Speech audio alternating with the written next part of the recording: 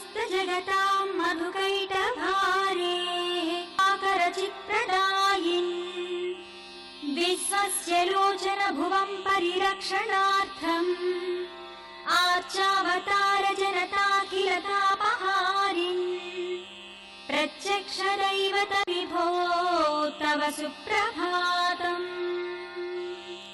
जगन्नाथेन संक्लुप्तां सूर्यदेव प्रबोधिनी प्रातर्नित्यं पठेद्यस्तु स सूर्यस्य दयां भजे।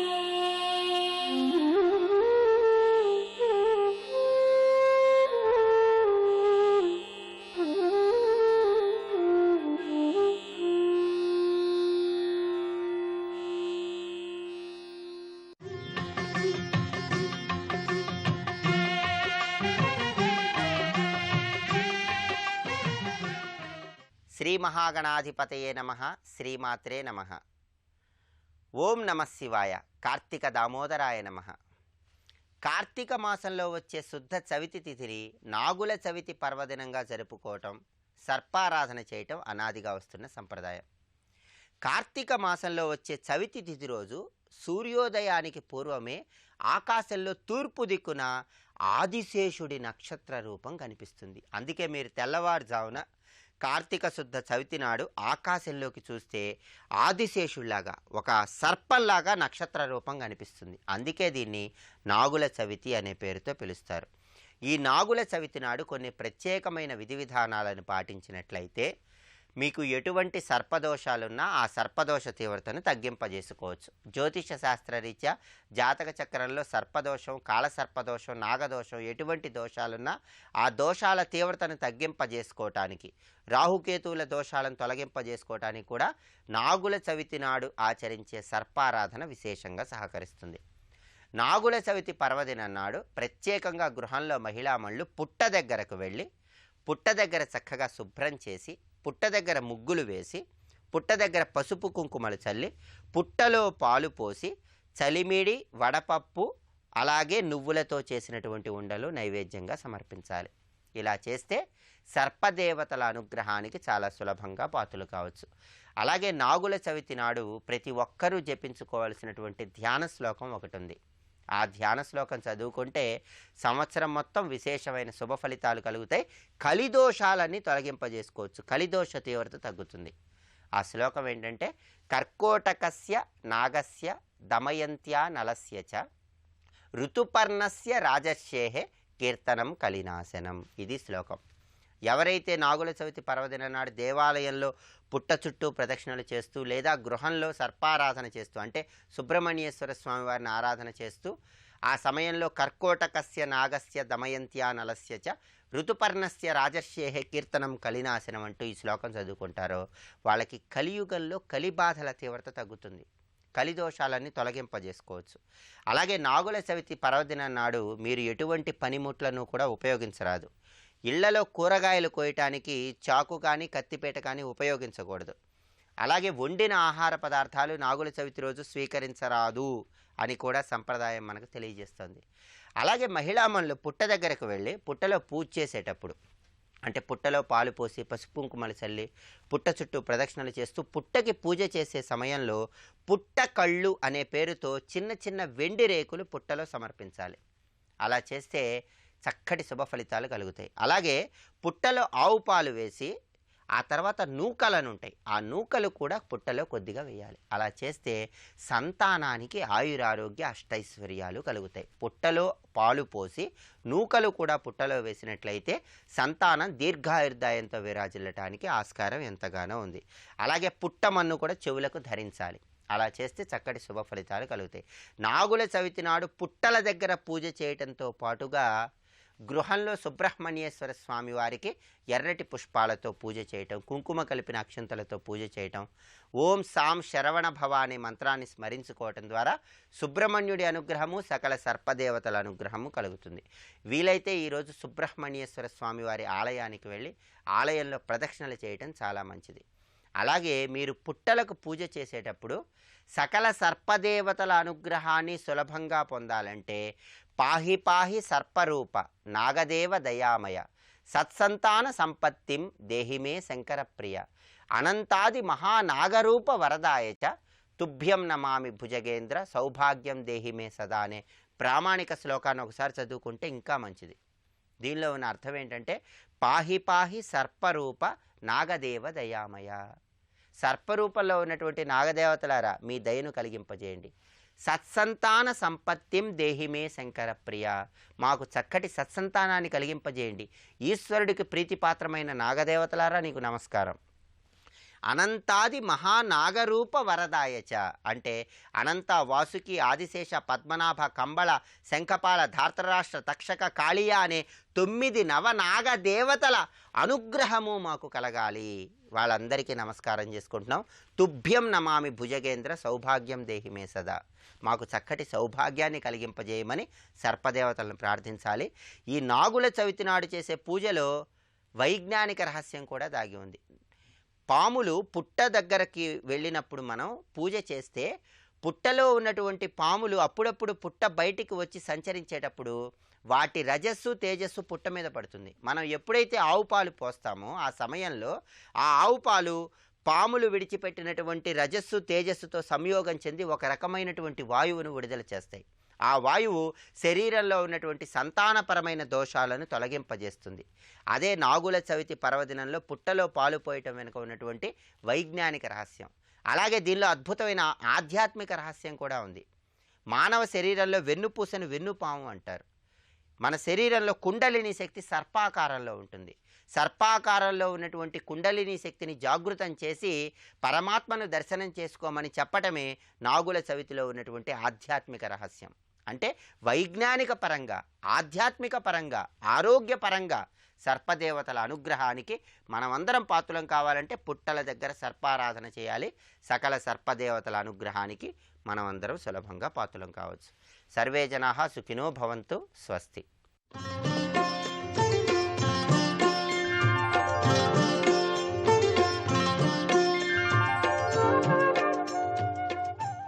ఎందుకు నైవేద్యం పెడుతున్నాం ఈశ్వరుడికి?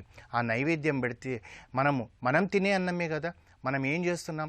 వంట వండి మన ఇంట్లోనే వంట వండి ఒక అరిటాకు వేసి అన్నం అదే పెడుతున్నాం, పప్పు అదే పెడుతున్నాం, కూర అదే పెడుతున్నాం, పెరుగు అదే పెడుతున్నాం. ఆ స్వామికి నైవేద్యం పెట్టిన తర్వాత మనం వేరుగా మళ్ళీ వండడం లేదే, అందులో నుంచే కొద్దిగా తీసుకుంటున్నాం. అంతకుముందు వండిన దాంట్లోకించి ఈశ్వరుడికి పెట్టిన దాంట్లో మనం తీసుకుంటున్నాం. మరి ఇది మనకు మామూలుగా అన్నమైంది, ఈశ్వరుడికి అర్పితం చేసిన తర్వాత అది ప్రసాదం ఎందుకు అవుతుందంటే ఆ స్వామి ఆరగించి మనకిస్తున్నాడు కనుక అది అమృతమవుతుంది.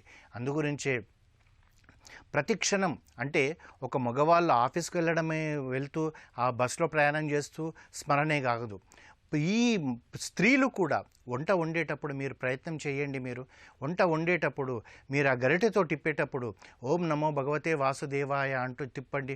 ఆ తప్పనిసరిగా ఆ శ్రీకృష్ణ పరమాత్ముడు ఏ వెన్ననైతే తిన్నాడో మనకిచ్చే మీరు వండే ఆహారం కూడా ఆ వెన్నలాగా తయారవుతుంది. అదే దైవయజ్ఞం. దైవయజ్ఞం అంటే ఒక హోమగుండం కట్టుకొని మనం ఏదో నేర్చుకొని ఆ తర్వాత ఈశ్వరుడికి అర్పితం చేస్తూ అవ్విస్సు సమిదలు ఇవన్నీ చేస్తూ చేసేదే యజ్ఞం కాదు. అనుక్షణం మీరు చేయండి. ఆ క్షణంలో మీరు చేయాల్సిందంతా కూడా ఏంటిదంటే మీరు వంట వండుతారు. వండిన తర్వాత కొద్దిగా అన్నం తీసుకొని ఆ యొక్క అగ్నిదేవుడికి పెట్టండి. అదే దైవయజ్ఞం అవుతుంది. అంటే స్త్రీ కానీ పురుషులు కానీ ఎవరైనా సరే, అంటే ఒక చిన్న ఉదాహరణ చెప్తాను.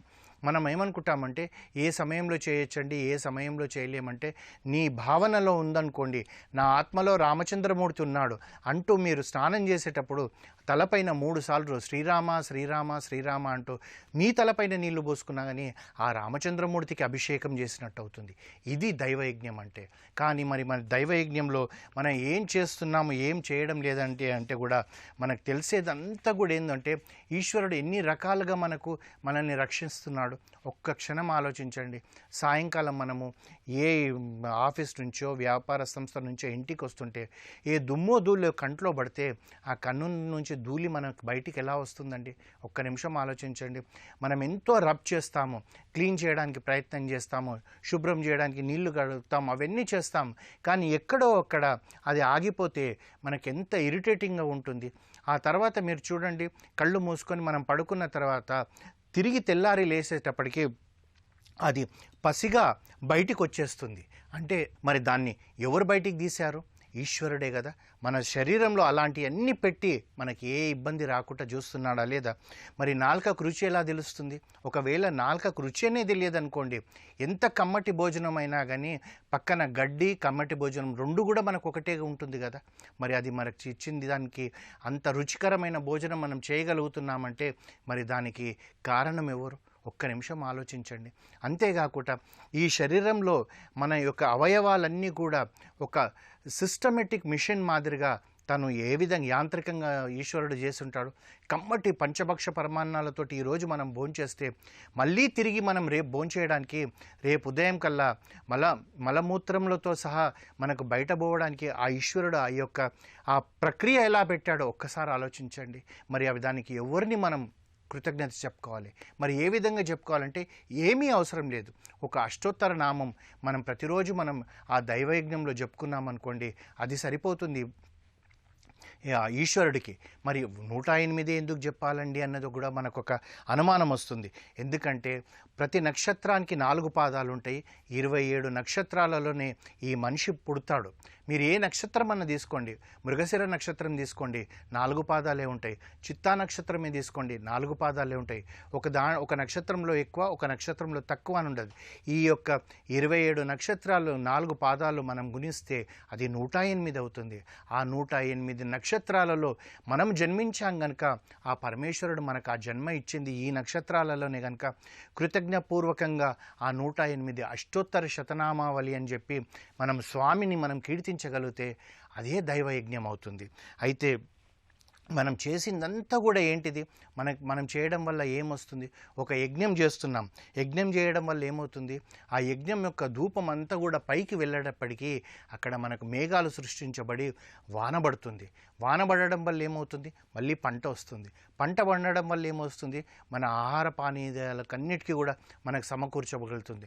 మళ్ళీ అది తినడం వల్ల మనకేమవుతుంది? మనకు శక్తి వస్తుంది. మరి ఇవన్నీ ఇస్తున్నాం. ఆ పరమేశ్వరుడికి మనం ఏం చేయగలుగుతాం? ఏమీ చేయలేం. మనము ఒక నిమిషం ఆలోచించండి. మనం ఎంతోమందిని చూస్తుంటాం. నిలువుదోపిడి అని చెప్పి తిరుమలకి వెళ్ళి ఆ శ్రీవారి హుండీలో నిలువుదోపిడేస్తారు. ఆ నిలువుదోపిడేస్తే ఆ నిలువుదోపిడి అంతా శ్రీవారు ఏం చేస్తారు? అది తను తీసుకెళ్ళి పద్మావతి అమ్మవారికి ఇస్తున్నాడా? లేదా అక్కడ వెంగమాంబ అనే అన్నదాన సత్రంలో తిరిగి మనం మధ్యాహ్నం వెళ్ళేటప్పటికి మనకు పరిపూర్ణంగా మనకు భోజనం పెడుతున్నారు. స్వామి ఏది తీసుకోడు, ఆ స్వామి తిరిగి మనకే ఇస్తున్నాడు. అందుగురించి తాను ఏమంటున్నాడంటే, నువ్వు ఏది తెచ్చినా ఏది తేకపోయినా కానీ, ఈవెన్ తులసి దళం తెచ్చిచ్చి నాకు ఇచ్చినా కానీ నేను సంతోషపడతానంటున్నాడు. కానీ ఆ తులసి దళం ఇచ్చేటప్పుడు మనం ఏ విధంగా ఉండాలి?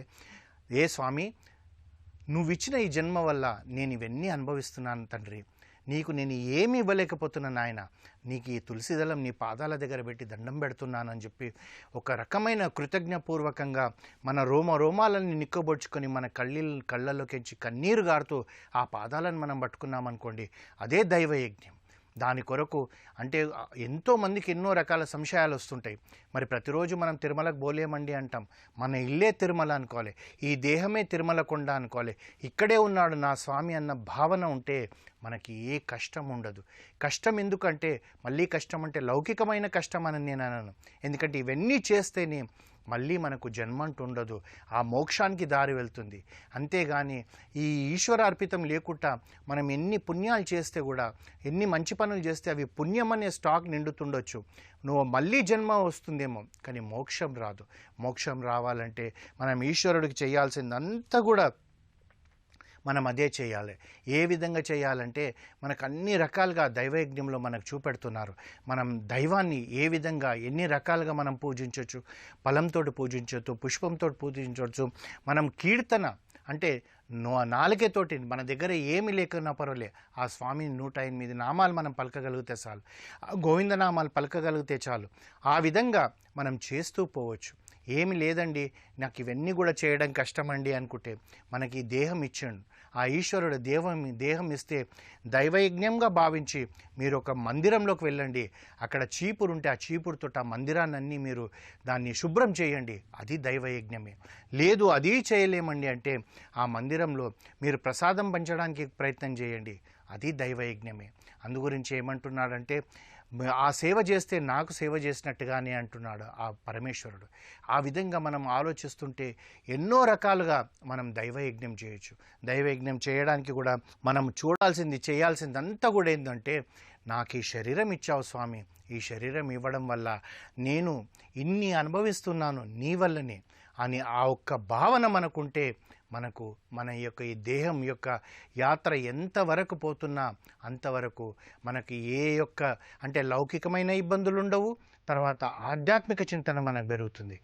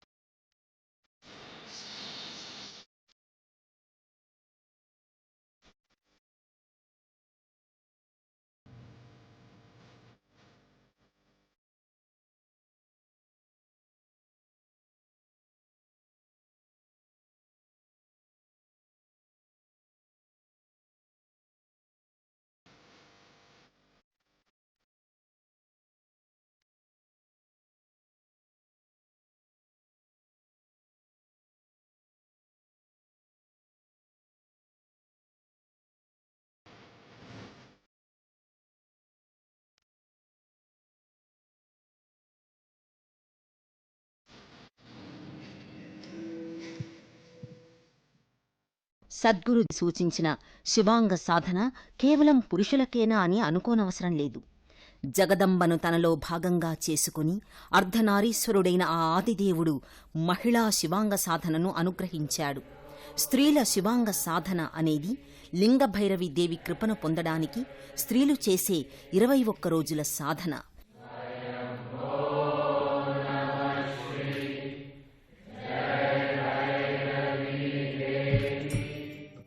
Before knowing Isha, I didn't know much about Hinduism. I did studio yoga, but really coming here, I really fell in love with Indian culture. It's such a wonderful opportunity for somebody like myself who is outside of this culture to actually get in touch with the culture and to really appreciate the beauty of this whole nation. And apart from that, culturally, I think India is so vibrant. I see everybody with such a vibrant dresses, colors, also the cuisine. I love Indian. பணியாற்றி ஓய்வு பெற்றுள்ளேன். எனக்கு வந்து சாம்பவியும் பிஎஸ்பியும் படித்தேன். அடிக்கடி இங்கே வந்து போகிறது எனக்கு மன நிறைவை கொடுக்கும். 2017 மகா சிவராத்திரிக்கு வந்தேன். அதுக்கப்புறம் இந்த வருஷம் வந்திருக்கேன். சந்தோஷமாக இருக்குது மனசு எல்லாரையும் பார்க்குறது. స్త్రీల శివాంగ సాధన అనేది లింగ భైరవీదేవి కృపను పొందడానికి స్త్రీలు చేసే 21 రోజుల సాధన, దేవీ కృపను పొందే అద్భుత అవకాశమని ఈషా సద్గురువు అంటారు. ఈ శివాంగ సాధనను ఎంతో నిష్ఠగా ఆచరించిన ముంబైకి చెందిన ఫ్యాషన్ కన్సల్టెంట్ శ్రీమతి స్ఫూర్తి, దేవి సాధనా సమయంలో నా రోజువారీ పనుల్లోనే కాకుండా నా సాధనలో కూడా ఆమె కృప నాకు ఎంతో సహాయపడింది. నా చుట్టూ ఉన్న శక్తిభరిత స్థలం వల్ల ఆమె ఎప్పుడూ నాతోనే ఉన్నట్లు, ఒక స్నేహితురాలిగా పంచుకుంటూ, అమ్మలా కాపాడుతూ సదా నాకు మార్గనిర్దేశం చేసినట్లు అనిపించింది అనంటున్నారు.